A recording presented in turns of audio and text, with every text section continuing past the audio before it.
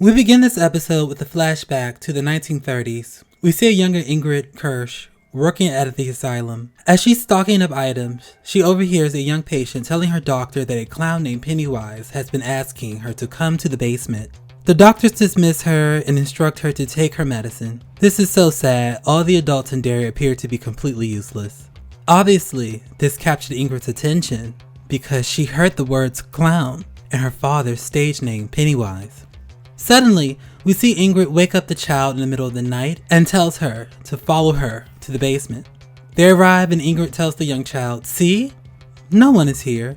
There's nothing to be afraid of."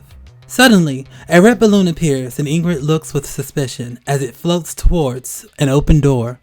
Pennywise's arm appears from the right side of the door and grabs the balloon. He slowly approaches the little girl and says, "You came. And I see you brought a friend." As he looks up at Ingrid, alarmed by what she was seeing, she grabs the child and begins to run away from the demonic clown. He chases him through the basement and goes in for the kill as the child falls, and a locked door separates Ingrid and the little girl. As Ingrid watched blood flow underneath the door, the entity morphs into her father and manipulates her into opening the door. This is interesting. Ingrid basically got the child unalived. I know that wasn't her intention. Why take her down to the ballroom in the middle of the night at all? It was a bad decision and Ingrid shouldn't be near children. I assume Pennywise has brainwashed her into being his accomplice over the years. We also see in this episode that Will and Leroy get into an argument about him and his friends being in the sewer. Leroy low-key blames Will's disobedience on him accidentally shooting his fellow soldier. Will defiantly tells his father, "I would never let my friends die like you." Leroy smacks the shit out of little Will for his comment, and our young friend runs out of the house. Charlotte gives Leroy a look of disappointment. Our group of kids meet up and Lily shows them the dagger that saved her life. She suggests they return to the sewers to kill Pennywise. Veronica vehemently objects and calls Lily crazy for wanting to go back down there and tells her she should have stayed in the asylum. Due to the heated exchange, our kids depart from each other to allow emotions to cool down. Charlotte catches up with Will and Veronica and tells both of them to get in the car. She tells Veronica she's going to take her to see her father. Dick meets up with his fellow soldiers at the black spot and learns that Hank has been living in the back room. He rightfully throws a fit, but Charlotte enters the building with Veronica and Will and then explains she plans to get Hank out of Derry in the morning. Dick reluctantly allows him to stay but tells Charlotte he wants nothing to do with this and walks away.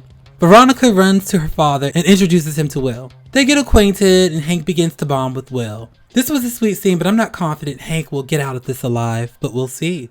Music begins to fill the room, as well as the sound of customers entering the establishment. Next, we see that Marge and Rich have made their way into the black spot as well. They ordered a Coke, but the bartender clearly gave them a little liquor in their drink, which is so problematic, but I know some adults would do things like this back in the day because a tipsy kid was apparently hilarious to them. Lastly, we see one of the black soldiers walk outside and begins to chat with the lady he's taken interest in. They flirt for a brief moment and are interrupted by the high beams of a group of vehicles that arrived at the black spot. Uh-oh, I knew this would happen. I wonder who tipped them off. A group of masked white men exits their car with guns and the episode fades to black.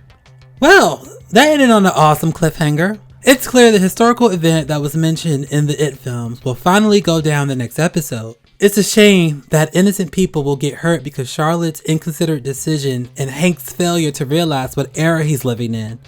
If Hank had any good sense, he would have avoided Ingrid Kirsch at all costs. But I guess temptation got the best of him. I admire Charlotte's efforts, but was there any place else she could have hit Hank?